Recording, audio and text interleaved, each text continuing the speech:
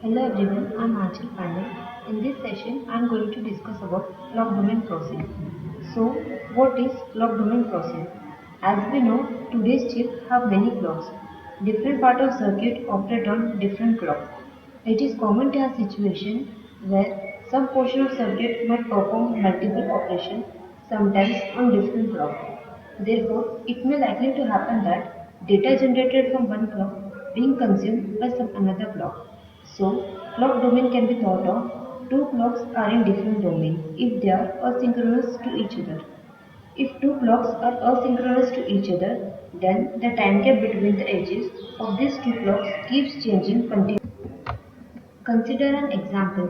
Consider two clocks, clock 1 and clock 2, with periods 13 and 10. This is shown in figure. The time between the edges of clock 1 and clock 2 keeps changing. Here, from 8.5 to 5.5 to 2.5 keeps on changing. So, when data generated by a clock is captured by another clock, which is asynchronous to the clock which generates the data, is called clock domain crossing. Problems due to clock domain crossing. Major problem due to CDC is metastability and data loss. Before discussing the problems due to clock domain crossing, I am going to talk about timing requirement that need to be satisfied so that sequential cell behaves reliably. The timing requirement is setup and hold time. So, what is setup time? Setup time refers to the time before the clock age and till the clock age, during which the data should not change. If data changes within this duration, there is no guarantee that new data would get captured in the sequential device. Hold time. Hold time refers to the time after the clock age, starting from the clock age during which data should not change. If data changes within this duration, there is no guarantee that new data would not interfere with the data being captured within the sequential device. Together, setup and hold define a window around the clock age within which the data should remain stable, and this stable data would be latched in the sequential device. If there is a change in value during the window defined by setup and hold, there is no guarantee as to what data would get latched. One of the biggest problems due to clock domain crossing is metastability. For a reliable transfer of data between any pair of registers, the setup and hold requirement have to be met. If setup and hold requirements are not met, then the data capture is not reliable. Not reliable means it might capture the intended value, or it might capture unintended value, or it might not capture any value and might go to metastable. In case of clock domain crossing, the time available for a signal keeps changing for each edge pair. For some specific pair of clock edges, the timing is met. For some other pair of edges, the setup or hold might not be met. The extent of violation keeps varying across different pairs. Consider the waveform shown in figure. Here A, B, C, D and E shows different points when data input might change, whereas A dash, B dash, C dash, D dash and E dash show corresponding waveform at the output of the flock. Transition at A and at E are meeting setup and hold requirement. Therefore, the output waveform at the flock is very clean, that is reliable. B just violates the setup requirement, while D just violates hold requirement. B dash and D dash reach the intended value, but it take longer time to reach the final value. C violates both setup and hold requirement, so C represents the metastable. The flock output gets stuck somewhere in the middle. Finally, it will reach somewhere either a 0 or a 1 due to external electrical disturbance within a device. Problem due to metastability. A short circuit path is established between supply and ground. If the input to a set of CMOS transistor is somewhere midway between 0 and 1, so if a clock output has gone to a metastable state, then it means a short circuit path gets established across all the transistor that is driven by this specific clock.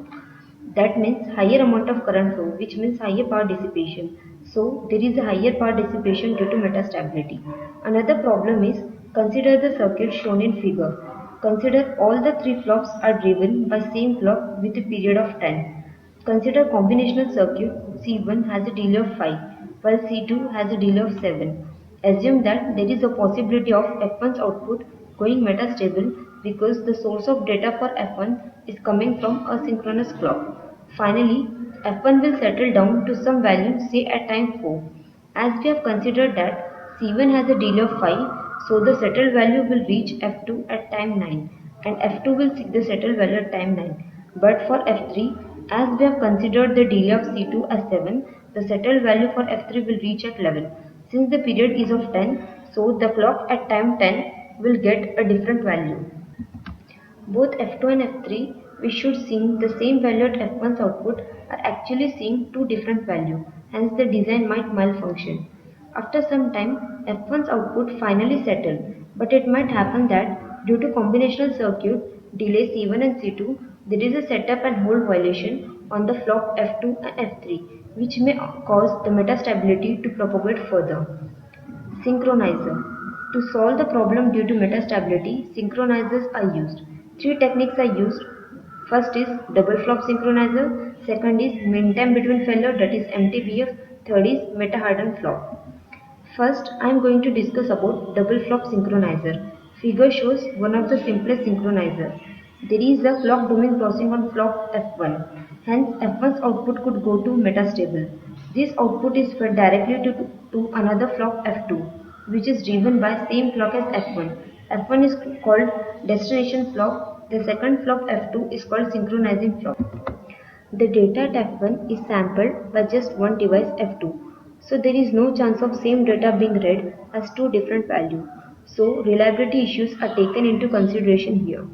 The fundamental concept behind this scheme is that by the time of next clock age, the output of F1 should come to stable state and F2 will be able to capture this stable state, which is now be visible to the rest of the design. There is usually no logic between F1 and F2. This ensures that the delay between F1 and F2 is very low. This allows that even if F1 settles close to next clock age, F2 gets settled value. Synchronizers are just to ensure that there is no metastability. They are not dealing with data loss. Second one is mean time between failure, that is MTBF. MTBF means the time gap between two failure. So higher MTBF means lesser number of failure within a given time duration, that means more reliable. Adding additional flop does not remove the chance of failure, it only reduces the chances of failure, that is increases MTBF. To increase MTBF, need to add more flop in series so that more time is provided to signal to become stable. Increasing MTBF means delaying by those many cycles. So depending upon MTBF desired, a designer have to compromise between latency and MTBF. Third one is meta-hardened flop. Cell library provides special flop. This flop have tendency to come out of metastable state much faster. Use of meta-hardened flop increases the chances that by the end of one cycle the output has stabilized. Meta-hardened flop increases the MTBF significantly. Now I am going to discuss about second problem due to clock domain crossing, that is data loss. Data generated by one clock is being consumed by another clock which is running at a totally different frequency. So it is possible that the launching clock might launch new data even before the capturing clock was triggered to capture the previous data. Then the previous data could be lost. Thank you.